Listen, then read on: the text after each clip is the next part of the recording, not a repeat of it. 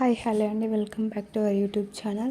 ఇక్కడ వచ్చేసి తెలంగాణ మూమెంట్ చదువుతున్నానండి. తెలంగాణ మూమెంట్ ఫస్ట్ టైం ఇప్పుడేనండి ఫస్ట్ రీడింగ్ ఇవ్వడం. ఫస్ట్ చాప్టర్ చదువుతున్నానండి. తెలంగాణ ఉద్యమ చరిత్రలోని తెలంగాణ భావన అండి. ఫస్ట్ అది చదువుతున్నానండి. అందులో వచ్చేసి తెలంగాణ ప్రాంతాల జిల్లాల పరిణామ క్రమం, తెలంగాణ విస్తీర్ణం, తెలంగాణలోని మతాలు, కులాలు అన్నీ ఉన్నాయండి ఫస్ట్ చాప్టర్లో. అవన్నీ నేను చదువుతున్నానండి. మోస్ట్లీ నేను మా పాప పడుకున్నప్పుడే చదువుకుంటానండి. నేను ఎక్కువ అంటే మా ఆఫ్టర్నూన్ టైమే చదువుకుంటానండి. 11 to 3 to 4 3-4 ఆ టైం వరకు చదువుకుంటానండి.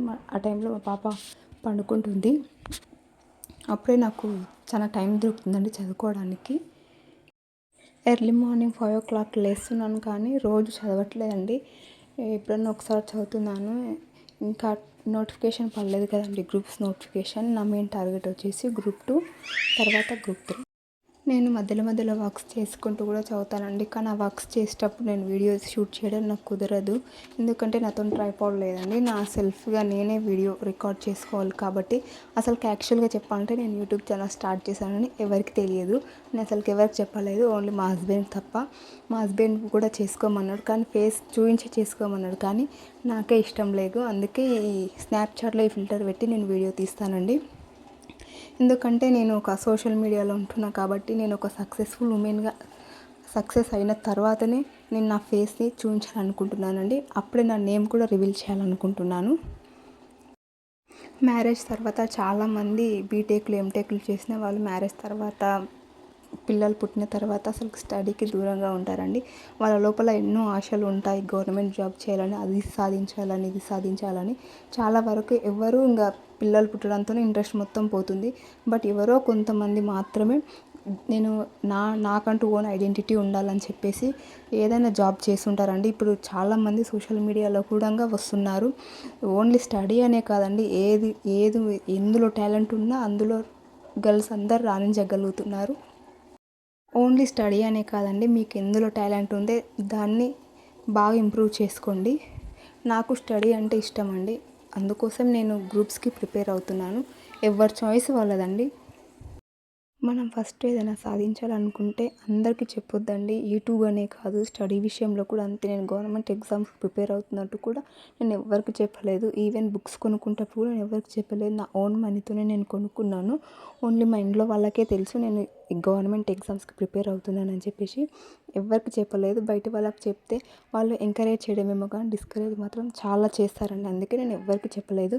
ఇంకా యూట్యూబ్ విషయానికి వచ్చేసరికి మా ఇంట్లో వాళ్ళకు కూడా తెలియదండి, ఓన్లీ మా హస్బెండ్కి తప్పించి. సమ్టైమ్స్ అనిపిస్తుంది నేను మా పాపతో టైం స్పెండ్ చేయలేకపోతున్నానేమో, ఈ ఎగ్జామ్స్ హడావిడిలో పడి ఎగ్జామ్స్కే చదువుకుంటూ అని అనిపిస్తుంటుంది. కానీ ఏం చేసినా తన కోసమే కదా అని మళ్ళీ అనిపిస్తుంది. తన కోసం ఏమైనా చేయాలి. నేను ఈ గవర్నమెంట్ జాబ్ తెచ్చుకోవడం అనుకునేది మాత్రం నా పాప కోసమే. నేను ఈ గవర్నమెంట్ జాబ్ తెచ్చుకోవాలనుకునేది ఫస్ట్ రీజన్ నా పాప అయితే, తర్వాత వచ్చేసి నాకు ఐడెంటిటీ.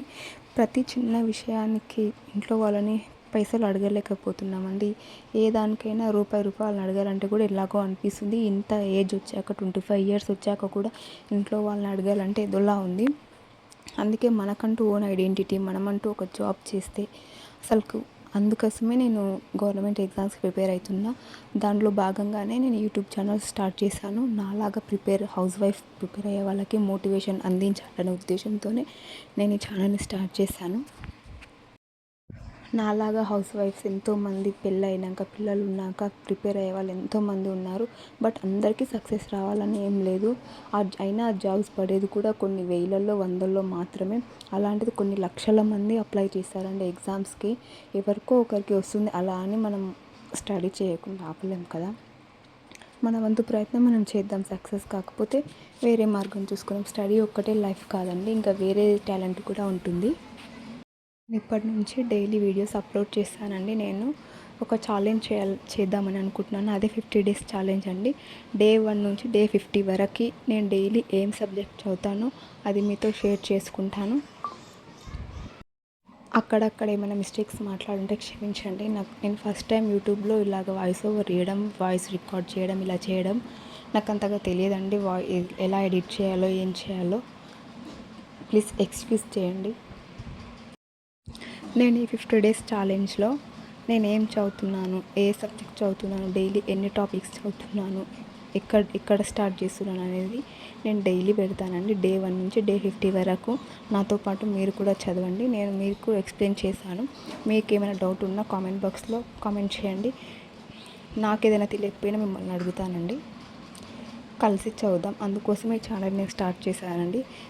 నన్ను నేను మోటివేట్ చేసుకుంటూ మిమ్మల్ని మోటివేట్ చేస్తాను.